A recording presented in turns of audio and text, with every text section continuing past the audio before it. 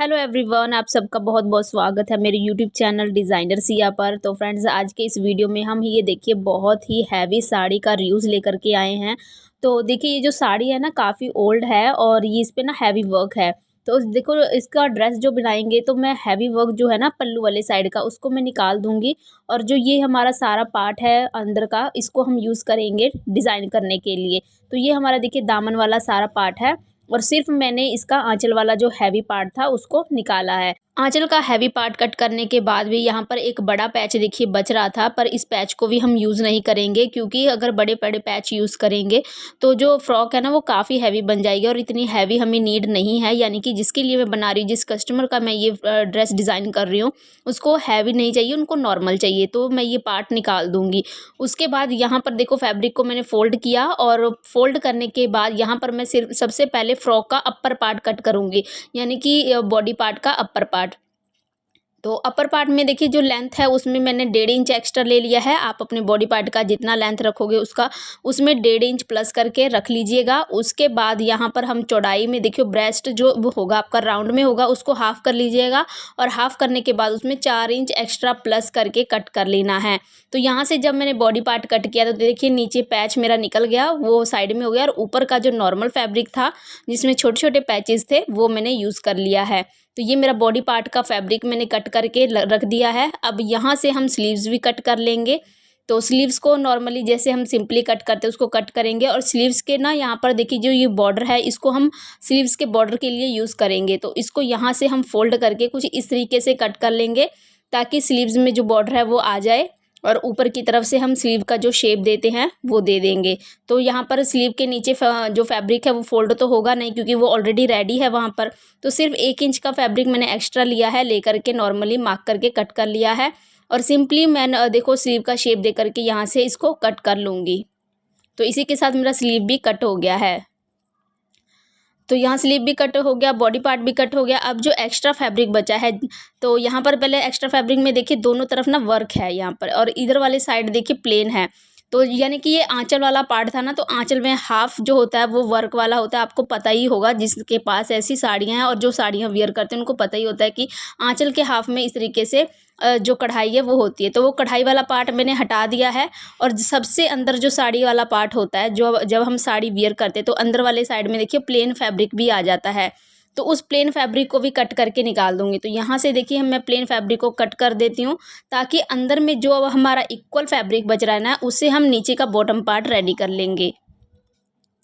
तो अब हम इसको फोल्ड करेंगे और फोल्ड करने के बाद फैब्रिक देखिए कुछ इतना आ रहा है, यानी कि ये ना मेरा 45 अराउंड आ रहा है। जो घेर है 45 आ रहा है, तो 45 का डबल हो गया 90 इंच का घेर आ रहा है। तो ये पूरा मैं इसको ना जो बॉटम होगा बॉटम के घेर के लिए यूज़ कर लूँगी। तो यहाँ पर कुछ इस तरीके से अब हम इसकी लेंथ निकाल लेंगे। चौड़ाई तो जितना घेर है उस जितना फैब्रिक है उतना ही रख लेंगे घेर के लिए, पर लंबाई हमें डिसाइड करना होगा। तो ऊपर की तरफ से हम 13 इंच के मैं बॉडी पार्ट बना रही हूँ, तो 13 इंच ऊपर की तरफ निकाल देंगे और जो टोटल लेंथ है मेरा 44 है फ्रॉक का। तो 44 में 1 इंच प्लस करके 45 पर मैं पूरे साड़ी में मार्क कर लूँगी और उसके बाद यहाँ से इसको कट कर दूँगी, जिससे कि मेरा जो फ्रॉक का लेंथ है बॉटम का लेंथ है वो निकल आएगा। तो यहाँ पर जो जो हमने मार्किंग किया है सभी मार्किंग के ऊपर कट कर लेंगे। तो यहाँ पर लंबाई और चौड़ाई दोनों हमारा कट करके रेडी हो गया है। ये फैब्रिक हमारे घेर के लिए है, बॉटम के घेर के लिए। अब हम इसको भी साइड कर देते हैं। अब हम लाइनिंग कट कर लेंगे। तो लाइनिंग के लिए देखिए यहाँ पर मैंने 3.5 मीटर फैब्रिक लिया है और लाइनिंग को फोल्ड कर लिया है और फोल्ड करने के बाद ऊपर की तरफ मैंने जो बॉडी पार्ट होता है ना उसको रख लिया। बॉडी पार्ट के लिए जो फैब्रिक हमने कट किया था उसको रख लिया और एज इट इज़ मैं कट कर लूँगी, जिससे कि मेरा बैक पार्ट और फ्रंट पार्ट दोनों का लाइनिंग इकट्ठे ही कट हो जाएगा। तो यहाँ पर जो लाइनिंग है वो मेरे फ्रंट पार्ट और बैक पार्ट दोनों के लिए इकट्ठे ही कट हो गया है। अब हम इसको कट कर लेते हैं क्योंकि हमने पहले ओनली फैब्रिक रख दिया था साइड में। अब हम बॉडी की फिटिंग के अकॉर्डिंग हम इसको कट कर लेते हैं। तो कट करने के लिए सबसे पहले हम मेन फैब्रिक बिछाएंगे फोल्ड करके, उसके बाद हम लाइनिंग बिछाएंगे, फिर हम मेन फैब्रिक और फिर लाइनिंग, ऐसे करके हमने दोनों बिछा लेना है। उसके बाद हम तीरा की मार्किंग करेंगे। ऊपर की तरफ तीरा ले रही हूँ 6 इंच, नेक की मार्किंग करके आधा इंच को शोल्डर डाउन दे दूँगी वहाँ से, और 7 इंच यहाँ ले रही हूँ आर्म होल। तो यहाँ पर सिंपली मैंने आर्म होल का शेप दे देना है। फ्रंट आर्म होल का भी हम शेप दे देंगे साथ के साथ ही। और जो आपका फिटिंग होगा ना, फिटिंग का 4th पार्ट आपको मार्क कर लेना है। फ्रॉक के बॉडी के बॉटम में देखिए 1 इंच का आपको ऊपर की तरफ मार्क कर लेना है और कुछ इस तरीके से राउंड शेप दे देना है। ऊपर की तरफ से हम टक पॉइंट ले लेंगे आधा इंच का मार्जिन लेते हुए और टक पॉइंट को इस तरीके से मिला देंगे। अब कमर में हम यहाँ पर कमर का 4th पार्ट मार्क करेंगे, पर उसमें 1 इंच प्लस करके मार्क करेंगे, क्योंकि टक पॉइंट में हमारा 1 इंच का मार्जिन चला जाएगा जब हम टक पॉइंट की सिलाई करेंगे। साइड से 1.5 इंच फैब्रिक रखते हुए एक्स्ट्रा मार्जिन के लिए मार्क कर लेंगे और सेम मार्किंग के ऊपर हम कटिंग कर देंगे। अब यहाँ से ऊपर का एक लाइनिंग वाला पार्ट और मेन फैब्रिक उठा करके हम इस तरीके से फ्रंट पार्ट की कटिंग कर देंगे, फ्रंट आर्म होल की कटिंग कर देंगे। इससे हमारा फ्रंट आर्म होल ही जो है कट होगा। तो अब हम यहाँ पर हमारा पार्ट जो है वो कट हो गया है। सेम मार्किंग हम अस्तर के दूसरे साइड भी कर लेंगे।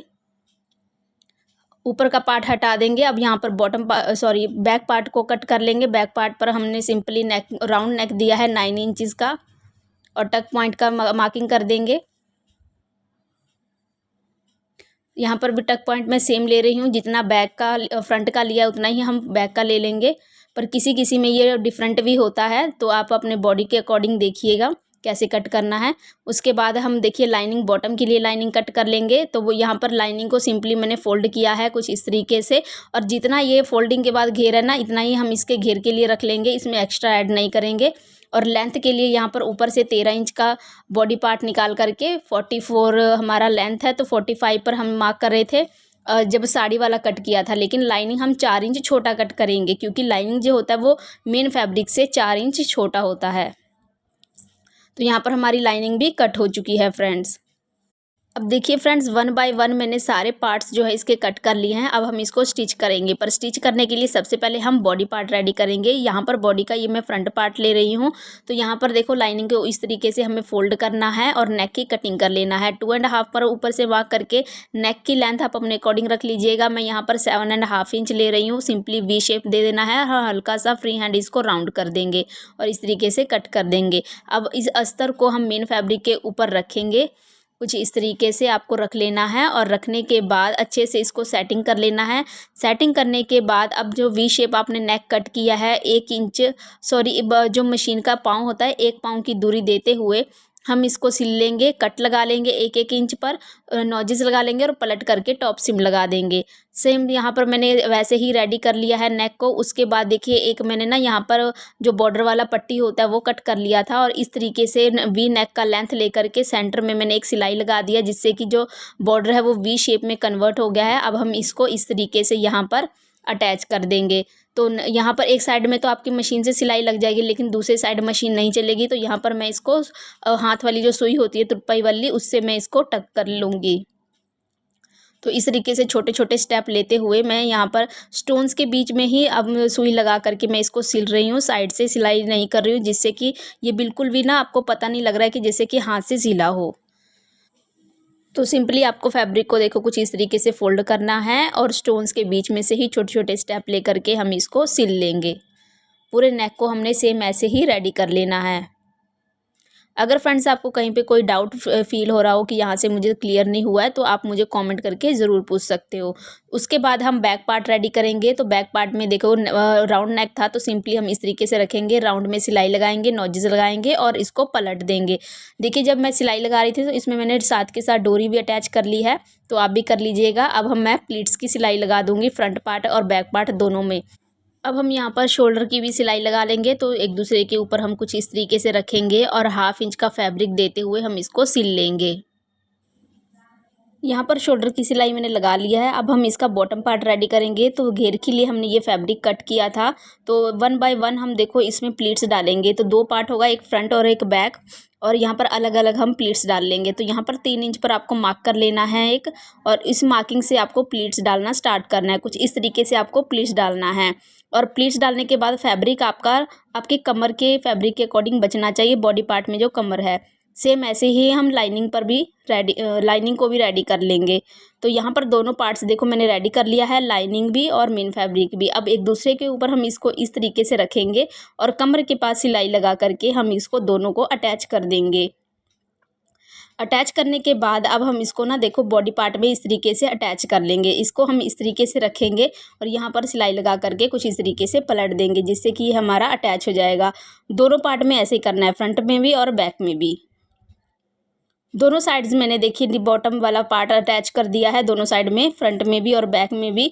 अब हम यहाँ पर फिटिंग की मार्किंग करेंगे। फिटिंग की मार्किंग के लिए आपको सिंपली देखो फैब्रिक को इस तरीके से खोलना है। उसके बाद एक इसको उठा करके या फ्रंट पार्ट को उठा करके बैक पे इस तरीके से टर्न कर देना है, जिससे कि आपका अंदर वाला फैब्रिक बाहर आ जाएगा। यहाँ पर हमने देखो बॉडी पार्ट पे मार्किंग जो है फिटिंग की ऑलरेडी की हुई थी, उसको हम डार्क कर लेंगे और उसी मार्किंग को नीचे तक ले आएंगे इस तरीके से। उससे पहले यहाँ पर हम देखो जो फिटिंग की सिलाई लगाएंगे ना, उससे पहले हमें नीचे वाला फैब्रिक जो है अस्तर का, उसको फोल्ड करना पड़ेगा। पहले हम उसको फोल्ड करेंगे, उसके बाद फिटिंग की सिलाई देंगे। तो देखिए फ्रेंड्स, यहाँ पर मैंने दोनों साइड जो फिटिंग की सिलाई है वो लगा ली है। और यहाँ बॉटम में देखिए जो मेन फैब्रिक है उसमें तो हमारा ये ऑलरेडी रेडी है, लेकिन अंदर वाले साइड में का जो लाइनिंग है उसको मैंने फोल्ड कर लिया है। अब यहाँ पर सिंपली हम दोनों साइड में स्लीव्स अटैच कर देंगे और यहाँ पर जो हमने डोरी अटैच की है इसमें हम प्यारा सा टैसल लगा देंगे। तो फ्रेंड्स, यहाँ पर हमारा जो फ्रॉक है वो पूरी तरीके से रेडी हो चुकी है। देखिए इसका ओवरऑल लुक इस तरीके से आने लग गया है। यहाँ पर देखिए बॉटम में फिनिशिंग बहुत अच्छी आई है और स्लीव्स भी बहुत प्यारा लग रहा है। तो इसमें अगर मैं हैवी पार्ट अटैच करती तो शायद वो इतना प्यारा कुर्ती नहीं बनता। तो यहाँ पर हमारा जो कुर्ती है वो रेडी हो गया है। बहुत ही अच्छे तरीके से मैंने इसको बनाया है और वियर करने पर भी इसका लुक जो है काफ़ी एलिगेंट आ रहा था। स्लीव्स में दोनों साइड में मैंने बॉर्डर अटैच कर दिया। आई होप आपको यह पसंद आया होगा। इसमें से जो फैब्रिक बचा था कट होने के बाद, उससे मैंने यहाँ पर बॉक्स प्लाजो रेडी कर दिया है। प्लाजो में हल्का सा जॉइंट आया, पर ये उतना विजिबल नहीं हो रहा है। अगर आपको यह वीडियो अच्छी लगी हो, ये यूज़ अच्छा लगा हो, तो प्लीज़ चैनल को सब्सक्राइब करके वीडियो को लाइक ज़रूर करिएगा और मेरे चैनल को सपोर्ट करना मत भूलिएगा। मिलते हैं नेक्स्ट वीडियो में।